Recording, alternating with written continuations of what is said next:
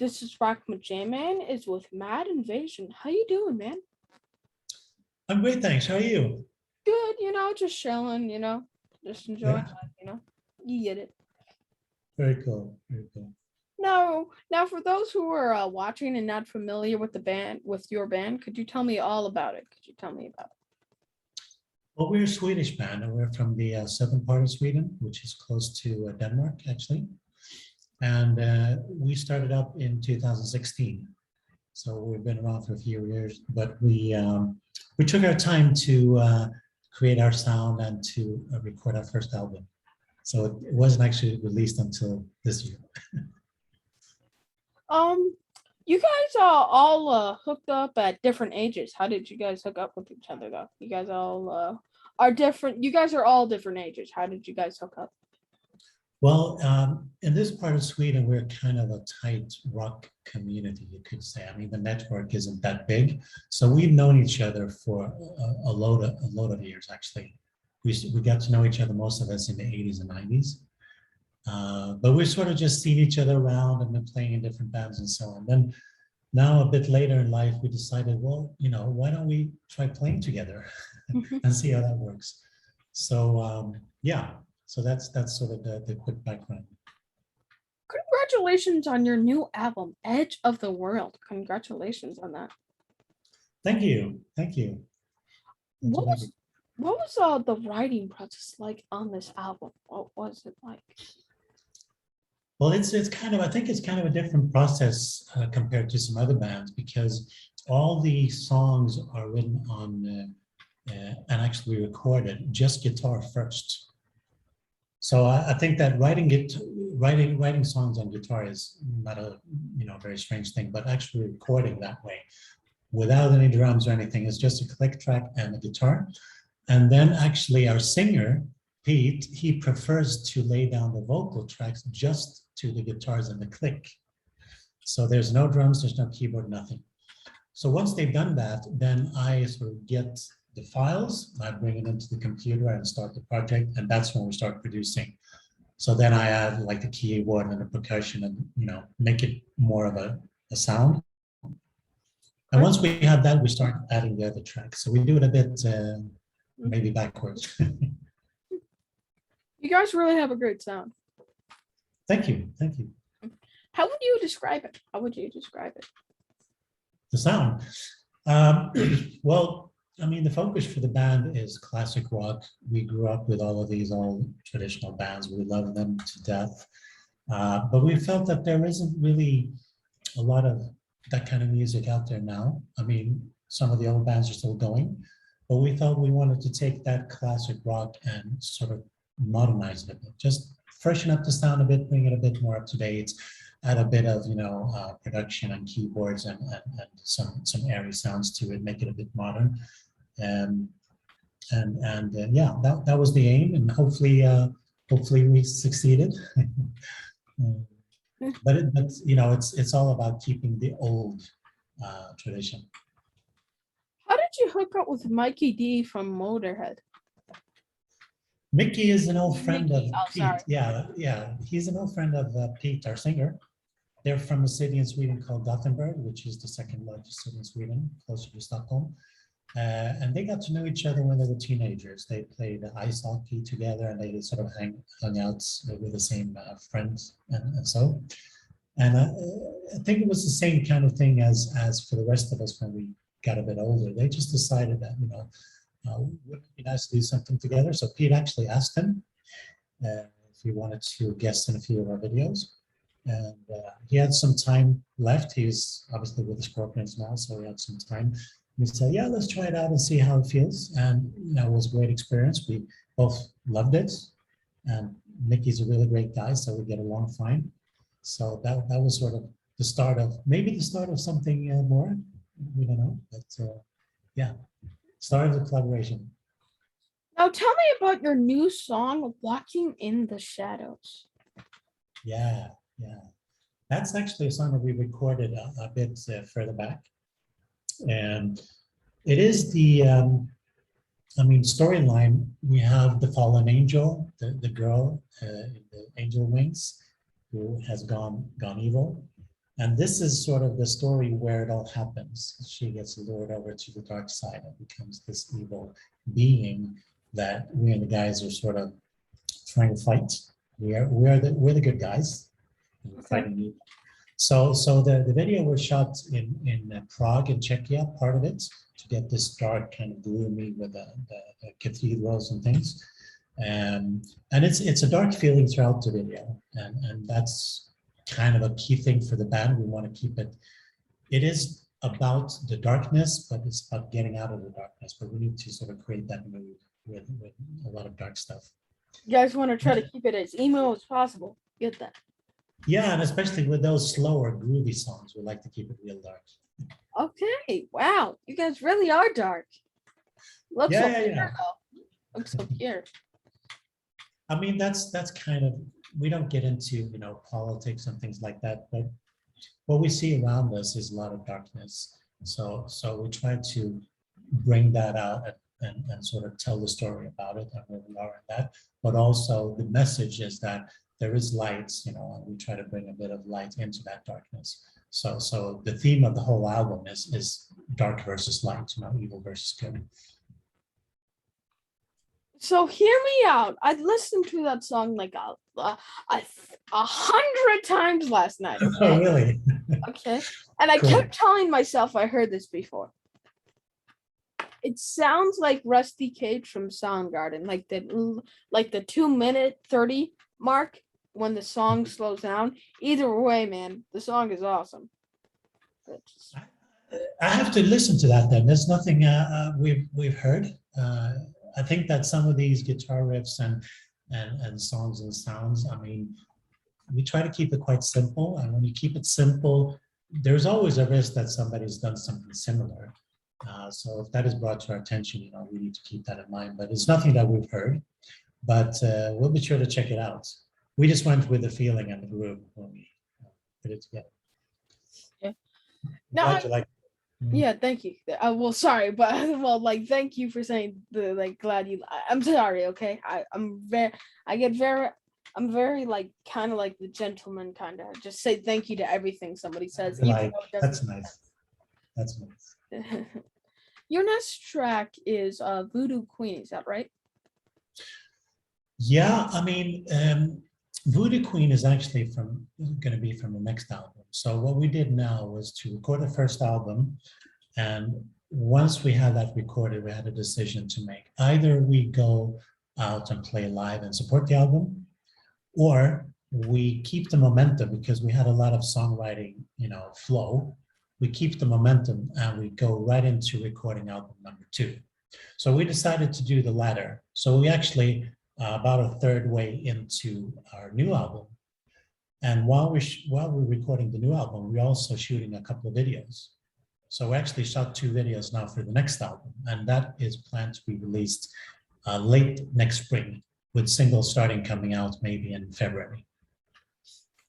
Is that the same girl on the Shadow Queens video or the Shadow video? The young girl with the wings? Yeah, it's the same girl. She's been with us now for a while, and she's getting older as well, so we're sort of growing together. We have a couple of characters in our videos. We also have in the other video called Devil's Calling, for instance, we have the Black Angel, which is a bit older girl with black wings, and she's actually good. So she's in some of the videos. And now in the new video we recorded, Voodoo Queen, there's a third girl who is the Voodoo Queen. So we have a lot of stuff going on, just to make it a bit more interesting. Now, besides, what are the big rock bands from Sweden besides Ghost? What are the big rock bands from Sweden?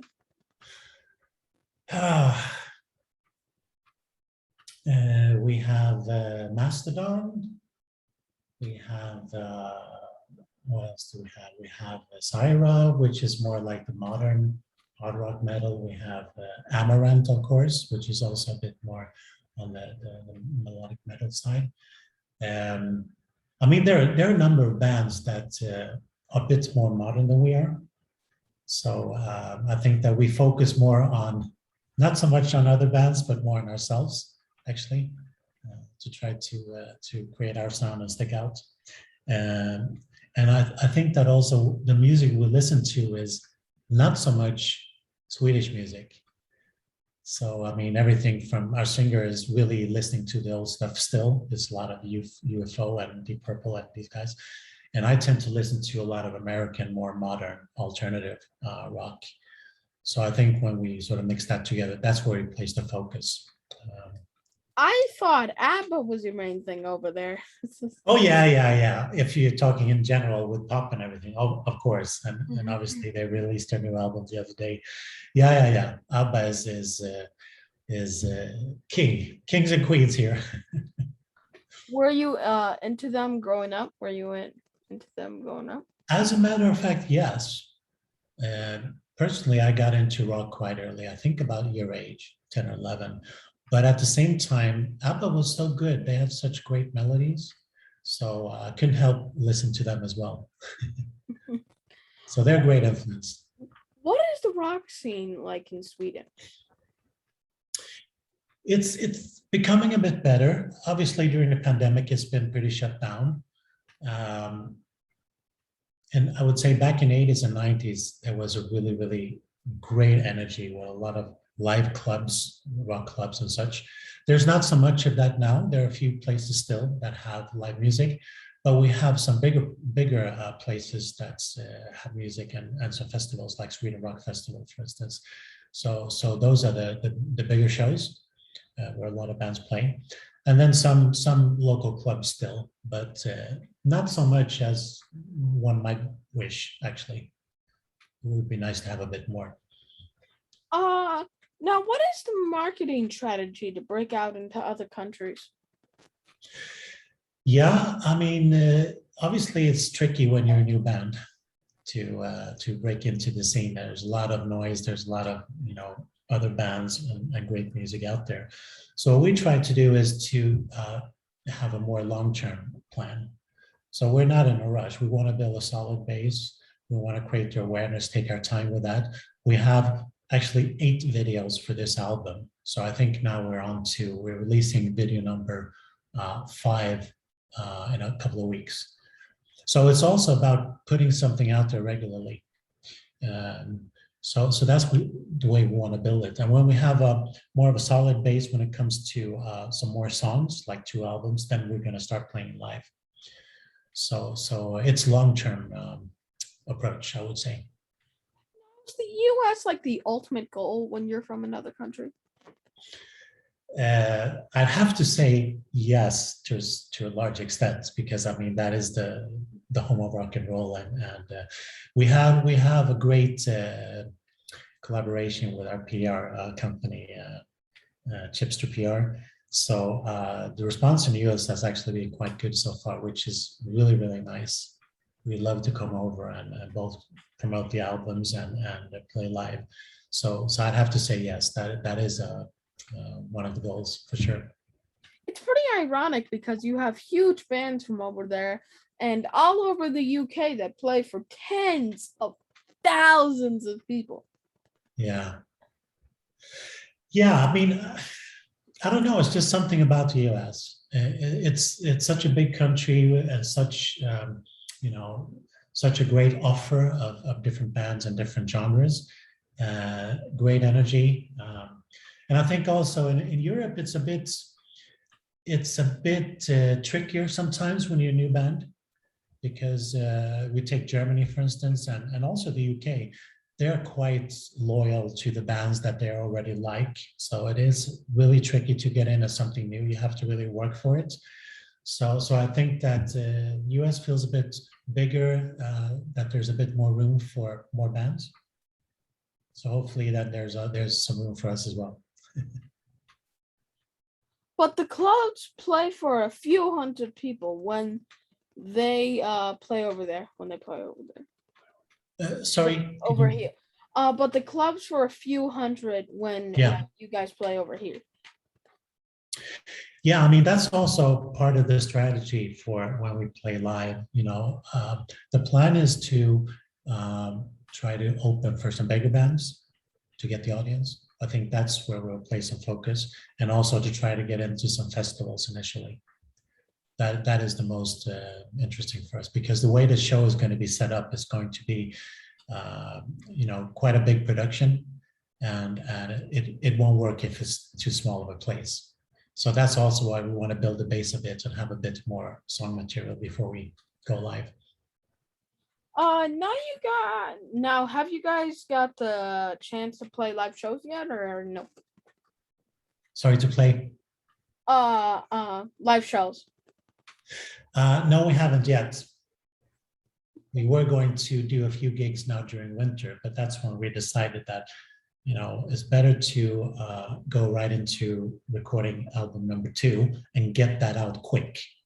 So, we released the first album now in September, but the goal is actually to release the next album before summer. So that will be within 1 year of the first album. So those that like the band are going to get some new music quick. And then after that, we feel it's the right time to go live. So maybe a bit different also, but it felt like the right decision. What are the shows like over there? Because it's pretty much all open over here. What are the shows like? Yeah. Yes.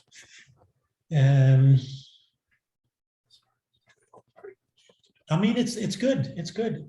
Most of the places here are like combined. They have, they sell liquor and beer and stuff, and then, have a large enough stage. So maybe, 500 to 700 people is a good club scene here. And those gigs are quite fun, because I've played, with some other bands. I have another band called Bad Habit as well, and we do some gigging, and those places are really nice to play. That's where you get like a really great crowd, but not too big, so you get more of an intimate setting. So that for me is the perfect, rock club scene. Because all these bands are getting COVID over here. All these bands are getting COVID. Yeah, it's a hassle. I think here in Sweden, we've been a bit less restrictive when it comes to the shutdowns and so. And I think we're pretty okay when it comes to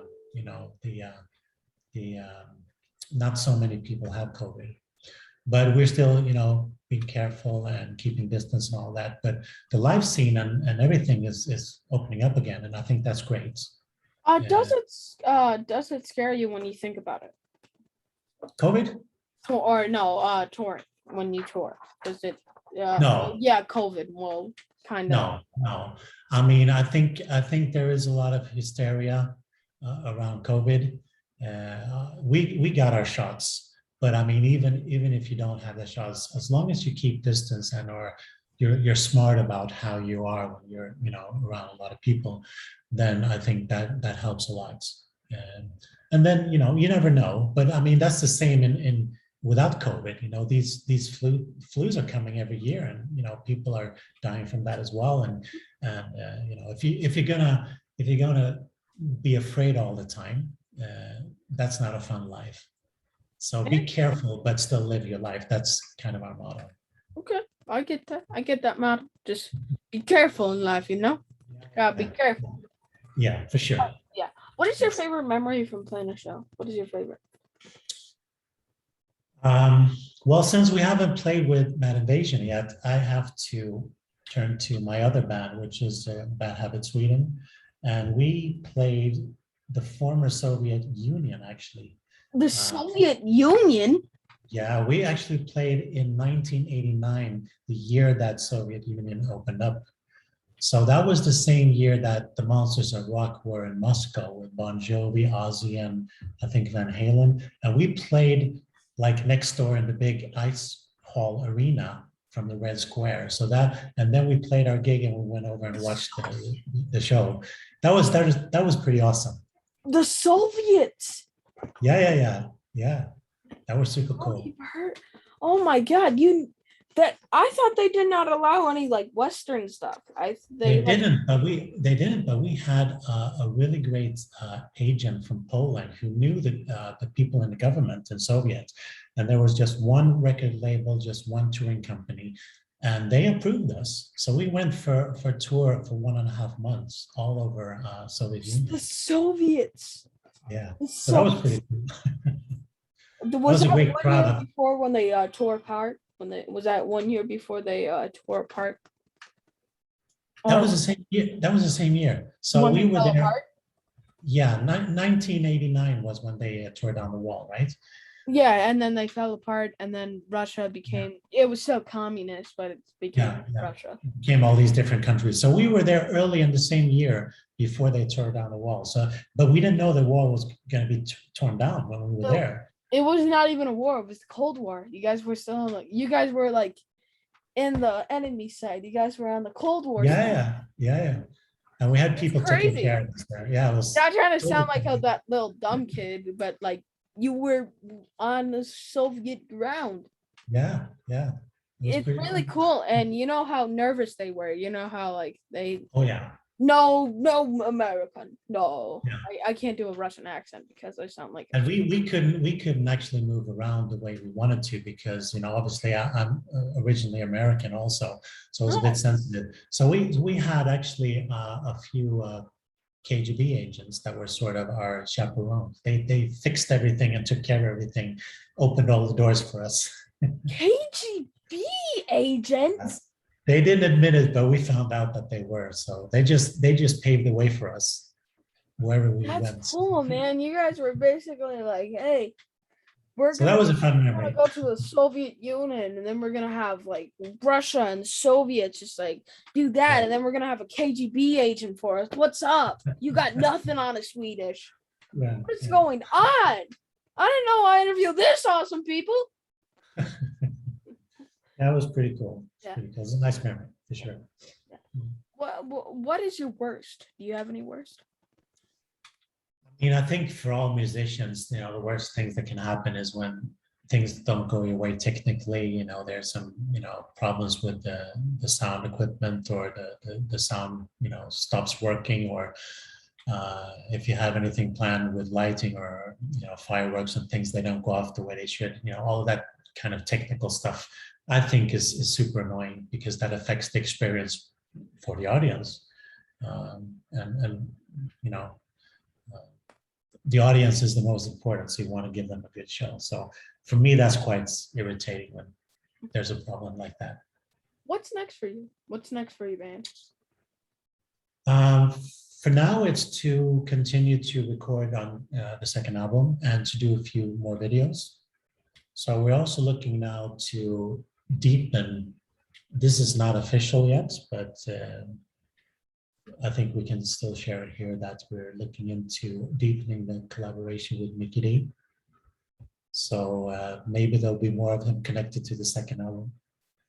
Awesome. But that's the immediate plan, just to continue the recording of that album, and it's going to be, of course, better, heavier, and darker than the current one. How did my followers follow you? How did they follow you? Well, we have our Facebook page and we have our Instagram, and then obviously our website, madinvasion.com. So there's some different ways to keep track. And we have a YouTube channel as well. So we try to be quite active in our social media to let people know what's happening and what's on the way. And they can get your music or merch there? Yeah. If you go to our website, madinvasion.com, we have a link to our new web shop. So we got, the basic items, t-shirts and caps and mugs and things. So. Well, thank you for being on the show, man. I hope the next time we talk is at the backstage at one of your shows, dude, and maybe in the Soviet Union. I don't know. Or maybe the US, yeah. Maybe we'll come over. Thanks so much. It's been really great talking to you. And, yeah. It's nice to see all those nice pictures behind you as well. Oh, thank you so much, man. It was my pleasure talking to you. Thank you for being on my show, man. I hope you have a great life, man. You too.